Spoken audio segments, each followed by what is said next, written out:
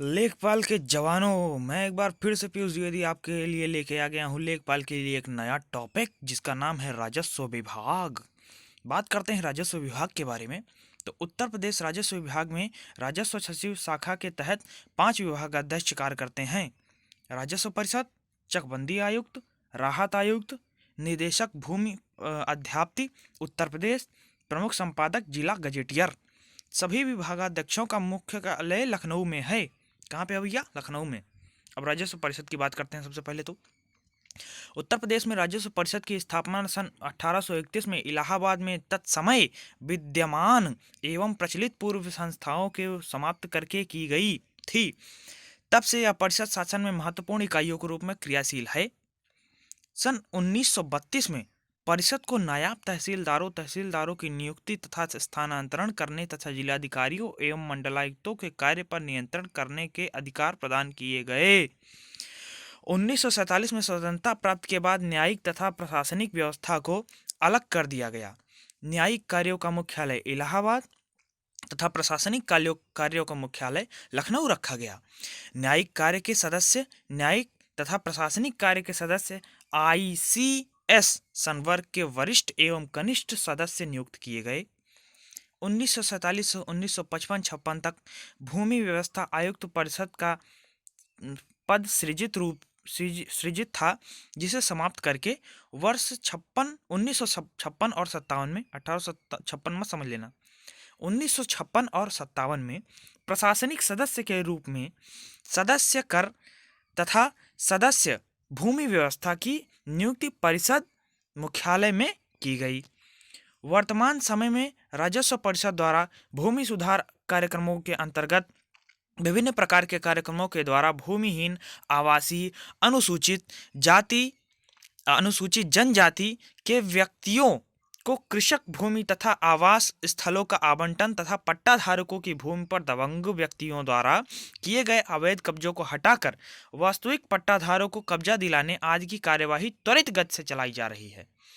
राजस्व विभाग द्वारा किए जाने वाले कार्यकलापों यथा भूमि सुधार कार्य, राजकीय देयों की वसूली, राजस्व वादों की स्थिति सर्वेक्षण एवं भूलेख प्रक्रिया की प्रगति, राजस्व भवनों को निर्माण, भू अभिलेखों की कंप्यूटरीकरण, योजना एवं प्रशासन के सुदृढ़ीकरण संबंधी कार्य तथा तहसील दिवस से संबंधित कार्य संपन्न कराए जा रहे हैं। चलिए अब बात करते हैं राजस्व परिषद का संगठन। राजस्व परिषद में एक अध्यक्ष, 2 प्रशासनिक सदस्य तथा 7 न्यायिक सदस्य होते हैं। कितने? एक अध्यक्ष, 2 प्रशासनिक सदस्य, 7 न्यायिक सदस्य होते हैं। इस परिषद के अंतर्गत मंडलायुक्त, जिलाधिकारी तथा समस्त राजस्व प्राधिकारी आते हैं। मंडलायुक्त के सहायतार्थ अपर मंडलायुक्त तथा जिलाधिकारी के सहायतार्थ अपर जिलाधिकारी, उप जिलाधिकारी, तहसीलदार, नायब तहसीलदार, राजस्व निरीक्षक और लेखपाल आते हैं। चलिए देख लेते हैं इनकी संरचना के विषय में। राजस्व परिषद की संरचना, सबसे पहले होता है अध्यक्ष। ये आपकी लेफ्ट साइड 2 प्रशासनिक सदस्य हैं, मुख्यालय इलाहाबाद है। राइट साइड में आपके आता है 7 न्यायिक सदस्य, मुख्यालय लखनऊ। मंडलायुक्त आते हैं, इसके नीचे आता है अपर मंडलायुक्त, मंडलायुक्त की सहायता के लिए। फिर आता है जिलाधिकारी, उसके नीचे आता है उप अपर जिलाधिकारी, जिलाधिकारी की सहायता के लिए।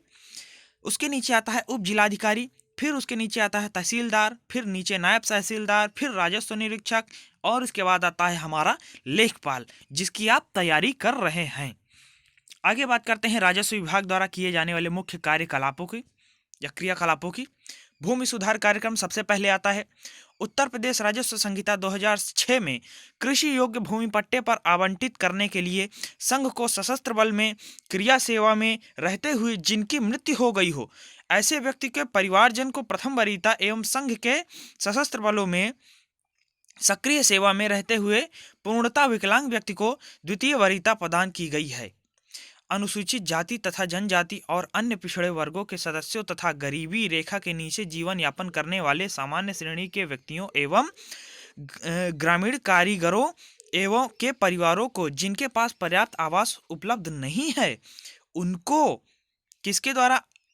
किसके अंतर्गत आवासीय स्थल उपलब्ध कराया जाता है? क्या भैया? उत्तर प्रदेश राजस्व संहिता 2006 की धारा 64 के अंतर्गत। समझ में आ गया? तहसील दिवस मैंने पहले वीडियो में भी आपको इस बारे में बताया गया है। ठीक है, पहले और तीसरे मंगलवार को होता है महीने के।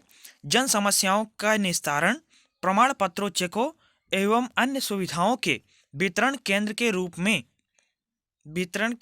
में प्रत्येक तहसील में प्रत्येक माह के प्रथम एवं तृतीय मंगलवार को प्रदेश के सभी जनपदों में तहसील दिवस का आयोजन किया जा रहा है।